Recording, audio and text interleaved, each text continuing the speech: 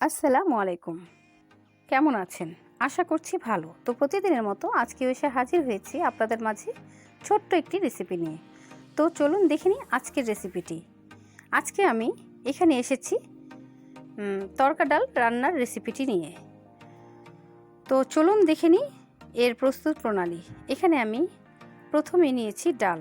এখানে half cup পরিমাণ ডাল নিয়েছি, এটা হচ্ছে মসুর ডাল। এবং তারপরে নিচ্ছি হাফ কাপ পরিমাণ মুগ ডাল।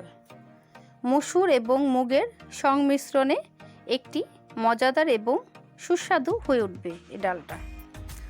তো এই ডালটা আমি দুটো একসাথে মিশিয়ে 10 মিনিটের জন্য পানিতে ভিজিয়ে রাখব। এখানে পর্যাপ্ত পরিমাণে পানি দিতে হবে, যতক্ষণ ডালটা পানিতে ডুবে না যাবে। এই পর্যায়ে ডালটা আমি ধুয়ে পরিষ্কার করে কচলে নিয়েছি, যত পর্যন্ত আমার পরিষ্কার পানি বের না হয়েছে।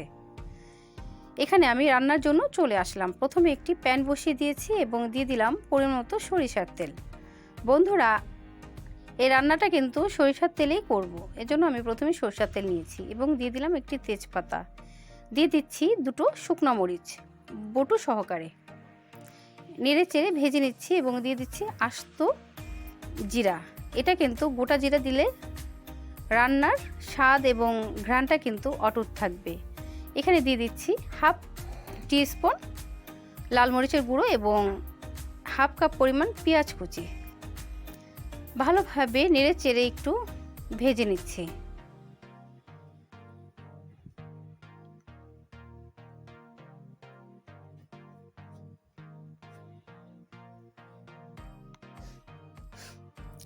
ভেজে নেওয়া হয়ে গেছে। এবারে আমি একটু সামান্য পানি দিয়েছি মশলাটা কষিয়ে নেওয়ার জন্য।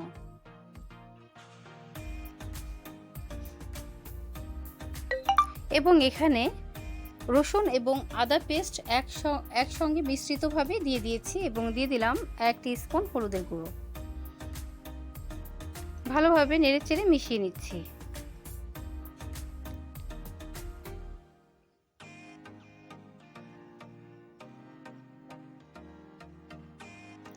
এবং ধুয়ে পরিষ্কার করে রাখা ডালগুলো আমি দিয়ে দিলাম এখানে।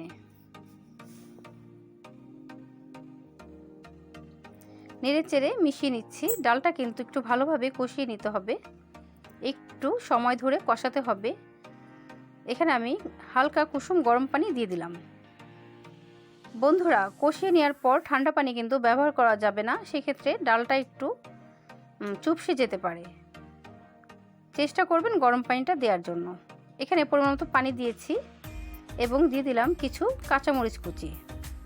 ঢাকা দিয়ে দিব, কিছুক্ষণ পরে চলে আসলাম।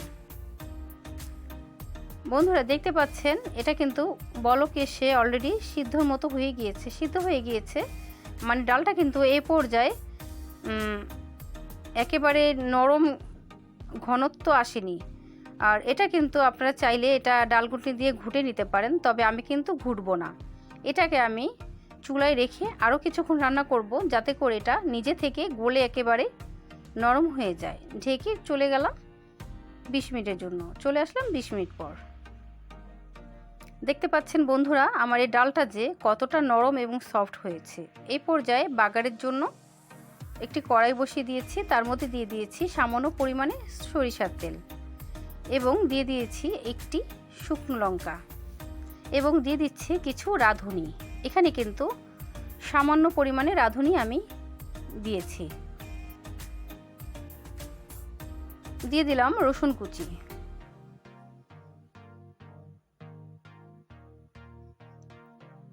রসুন কুচিটা কিন্তু হালকা ব্রাউনিশ হয়ে যাওয়ার পর এখানে কিছু লাল মরিচের গুঁড়ো মিক্সড করব।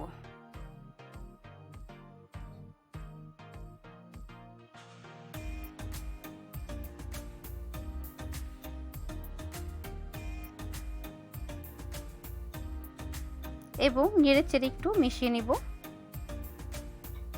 এরপরে রান্না করা ডালের মধ্যে